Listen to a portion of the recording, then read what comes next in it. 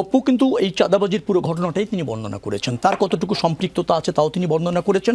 তিনি অনুশোচিত হয়েছেন একটা মোটরসাইকেল তাকে দেওয়ার ফলে, তিনি ট্রাপে পড়ে গিয়েছেন, হ্যাঁ, এবং কারা তাকে উপলব্ধি মানে এই কাজে করলো, জড়িত করলো, তার বিস্তারিত বিবরণ তিনি দিয়েছেন। এবং তিনি বারবার বলেছেন যে আমি যে কোনো মুহূর্তে সময় গ্রেপ্তার হয়ে যেতে পারি, আমি গ্রেপ্তার হওয়ার পর যদি সত্য ঘটনাটা মানুষ জানে তার জন্য তার এই করা ভিডিওটা। এটা অপুর বক্তব্য। অপুর স্ত্রী কি বলেছেন? অপু যখন বিপদে পড়েছিল আমরা কাউকে পাইনি। অপু যখন গ্রেপ্তার হয়েছে তার জামিনের জন্য, তার রিমান্ডে থাকাকালীন যোগাযোগ করার জন্য আমরা কোনো এনসিপি বা তার কোনো বড় ভাইদের পাইনি, তার শুভানুদ্দারদের পাইনি। আজকে আমাদের প্রয়োজন হয়েছে, আয়োজনটা তারা করেছে, আমি কিছু জানি না, আজকে আমি এখানে এসে বক্তব্য দিচ্ছি। তার স্ত্রীর কথা। ইশরাক হোসেনের বিরুদ্ধে যে কথাটা হয়েছে তদন্ত সাপেক্ষে বলাই ভালো।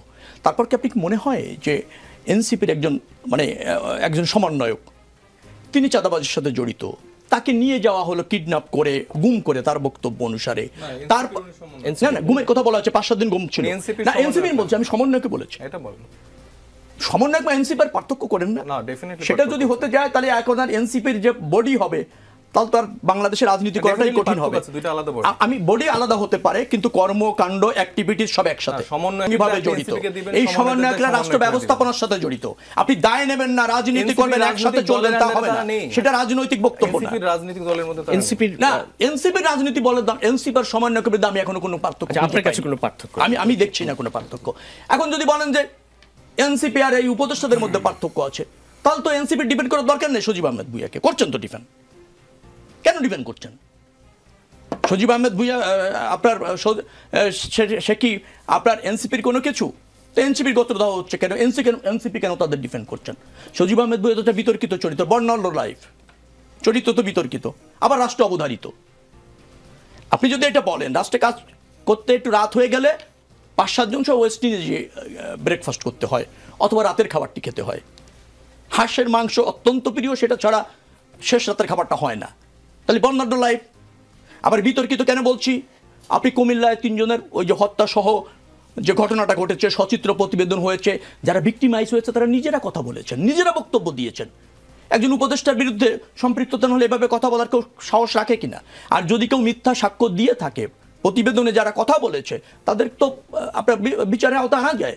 একটা উপদেষ্টার চরিত্র তো বিনা কারণে হরণ হতে পারে না। আপনি এর আগে তার পিএস এপিএস যারা ছিল শত শত কোটি টাকার দুর্নীতি করেছে। আচ্ছা আপনি আমাকে বলেন তো, পিএস এর আনুকূল্য না থাকলে এবং সম্পৃক্ততা যদি না থাকে উপদেষ্টার, পিএস এর পক্ষে এই দুর্নীতি এই ভলিউমে করা সম্ভব আছে কিনা? সম্ভব হয় কিনা? তার বাবার লাইসেন্স নিয়ে একবার বিতর্কিত হয়েছে, তার বাবা ওখানে প্রতিরোধ করা যাচ্ছে না, এগুলি তো সমালোচনার মধ্যে আছে। তারপর আপনি যদি যান এয়ারপোর্টে যখন অস্ত্র নিয়ে একটা ঘটনা ঘটলো, তারও আরেকভাবে ব্যাখ্যা দেওয়ার চেষ্টা করা হয়েছে।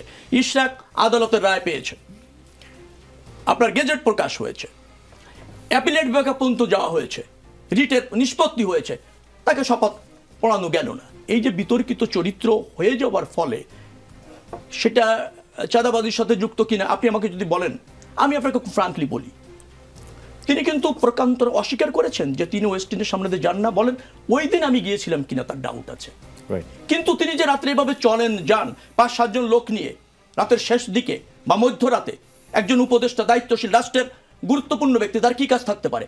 ওই মব সৃষ্টি করা হতে পারে।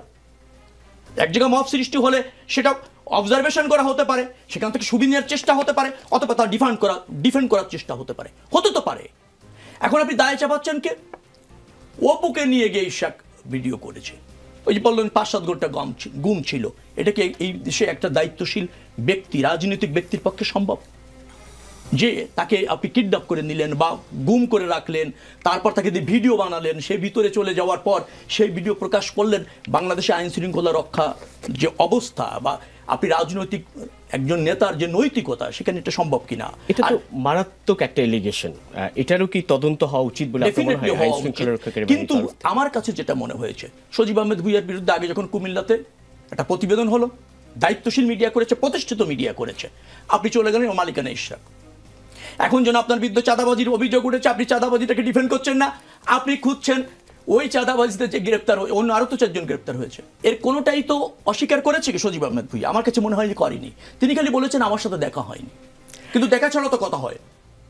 এখন এটা তদন্ত দরকার, তদন্ত করে আপনি বের করেন। কিন্তু আপত্তিকর হচ্ছেও একটা জায়গায় যে রাষ্ট্রের একটা গুরুত্বপূর্ণ উপদেষ্টা হয়ে দায়িত্বশীল জায়গা থেকে আপনার বিরুদ্ধে এই ধরনের এলিগেশন যখন আসতেই থাকে ক্রমাগতভাবে, আর সেটাও যদি রাষ্ট্রের থেকে ব্যবস্থা না নেওয়া হয় এবং সেটা যদি অন্যের উপর দায় চাপানোর অপচেষ্টা করা হয়, সেটা কিন্তু কাম্য না। দায়িত্বশীল কিন্তু সজীব আহমেদ ভূঁইয়ার দায় বেশি রয়েছে, জবাবদিহিতা রয়েছে, এবং তাকেই ক্লিয়ার করতে হবে, স্পষ্টত করতে হবে সরাসরি তার এর সাথে যুক্ত আছে কিনা অথবা পরোক্ষভাবে যুক্ত আছে। আমি একটু